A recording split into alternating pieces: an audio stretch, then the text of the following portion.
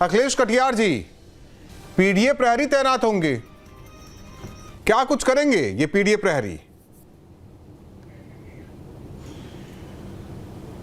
पे मरे हुए लोगों के वोट पाए गए, जिंदा के वोट कटे देखे गए, एक एपिक नंबर के हरियाणा में और पश्चिम बंगाल में वोट एसआईआर के नाम पे जो इस देश में आपने पूरी प्रक्रिया रही, कभी आधार स्वीकार कर रहे, कभी नकार रहे, पूरा समूचा विपक्ष ये मानती है कि भारतीय जनता पार्टी जनता के सहयोग से नहीं बल्कि वोट चोरी करके अब सत्ता में बनी रहना चाहती है।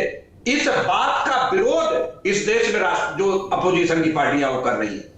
और दूसरी बात, जो एक बयान कहते थे कि जो घुसपैठिए हैं इनके वोट हैं, इनको कटना है, बोगस वोट काटे जाएंगे, तो इस देश में जो बिहार में आपने एसआईआर किया उसका डेटा आज तक दिया क्या? कितने घुसपैठिए के वोट हटाए हैं आपने?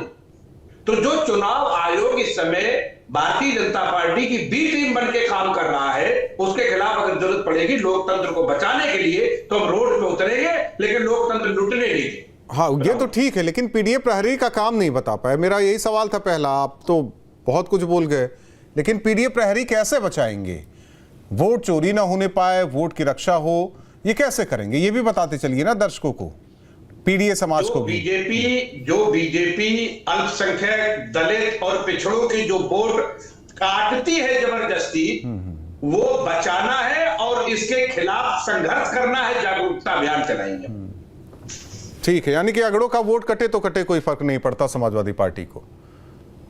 समाजवादी पार्टी, पिछड़ा, दलित, आदिवासी, अल्पसंख्यक, आधी आबादी, वो जो बीजेपी के खिलाफ वोट काटते, जो करने वाला मतदाता है, उन्हीं के खिलाफ तो बीजेपी पॉइंट आउट कर दे रहा हूं। ठीक है, संविधान में विश्वास रखने वाला विरोध नहीं करता, जो परिवार में विश्वास रखता है वो विरोध करता है। राहुल साहब, हम शुरू करते हैं इलेक्शन कमीशन की नियुक्ति से लेके। जब बात इस देश में चर्चा आई तो चीफ जस्टिस को भी शामिल होना था। आपने देखा किस तरीके से प्राइम मिनिस्टर और एक मिनिस्टर और करके आपने इलेक्शन कमीशन की नियुक्ति का रास्ता साफ किया, अपने मर्जी का बनाए। फिर आज तो चीफ इलेक्शन कमीशन जो है Z+ सिक्योरिटी दी आपने उनको, उनके ऊपर कौन सा खतरा है मुझे नहीं पता। इसके बाद आप कानून बनाए, उनके खिलाफ कोई एफआईआर नहीं कर सकते आप, उनको कानूनी प्रक्रिया का हिस्सा नहीं बना सकते। इसको आवरण देने की आपको जरूरत क्या थी? फिर चुनाव आयोग इस बात को बयान देता है कि हार के डर से एक राजनीतिक संगठन की तरह व्यवहार कर रहा है चुनाव आयोग। राहुल जी, बड़े शर्म की बात है। और इस देश में चाहे केरल हो, चाहे तमिलनाडु हो और चाहे पश्चिम बंगाल हो, पश्चिम बंगाल के जो भाजपा के पूर्व अध्यक्ष रहे हैं राहुल सिन्हा जी, वो बयान दे रहे हैं, आपने शायद सुना हो कि कोई बात नहीं, अगर नहीं मानेंगे तो हम राष्ट्र प्रशासन लगा देंगे, वहां पे राष्ट्र प्रशासन लगा के एफआईआर करवाएंगे। इस तरीके के बयान भाजपा के नेता दे रहे हैं। क्या आपको नहीं लगता लोकतंत्र खतरे में है इस समय?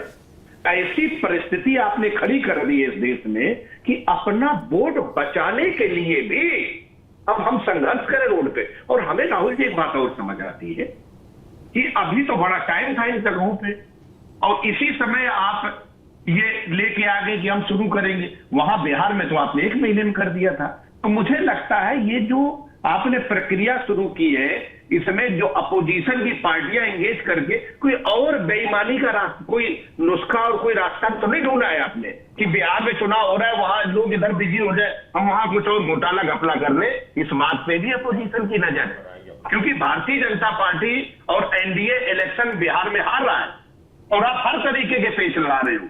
तो आपकी जनता सब जान चुकी है। मैं समझ रहा हूं इशारा किस तरफ तरीके, बाकी चीजें आपका अलग लोकतांत्रिक रवैया और आपका जो लोकतंत्र और संविधान में जो अविश्वास रहा है, उसके प्रति भी ये देश की जनता समझ चुकी है। ठीक, कटियार साहब, एक सवाल आपसे। देखिए, बूथ लेवल के कार्यकर्ता होते हैं, नाम जुड़वाना होता है, कटवाना होता है, सब कुछ होता है, वो जमीनी स्तर पर भी होता है। तो कैसे ये संभव हो सकता है जो आप लोगों को डर है वो हकीकत में बदल जाए? ये पिटे हुए लोग, हारे हुए, थके हुए लोग, हताश लोग पहले से ही चिल्लाने लगे। अनिश जी सुन लेते हैं कटियार साहब से। आगे घर में कितने कितने वोट पाए गए, वो कैसे हुआ? ये तो चुनाव आयोग ने आज तक नहीं बताया।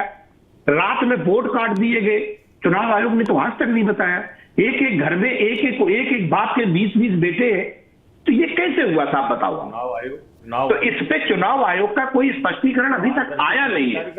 और दूसरी बात, आप 2026 में आसाम में चुनाव है, SIR में उसका नाम आपने नहीं लिखा है, क्या डर है भाई आसाम में नहीं करना चाहते आप, उसका नाम नहीं है सूची में। और दूसरी बात राहुल साहब, बीजेपी के स्पोक्स पर्सन त्यागी साहब ने जवाब नहीं दिया, आखिर चुनाव आयोग को इतनी बड़ी सुरक्षा जो आपने Z+ दी, फिर उनके खिलाफ कानूनी कार्रवाई ना हो इसका भी आपने भरोसा दिलाया। आखिर कौन सा अपराध करा रहे हो जिसके लिए इतनी सुरक्षा आपको नहीं देने की जरूरत?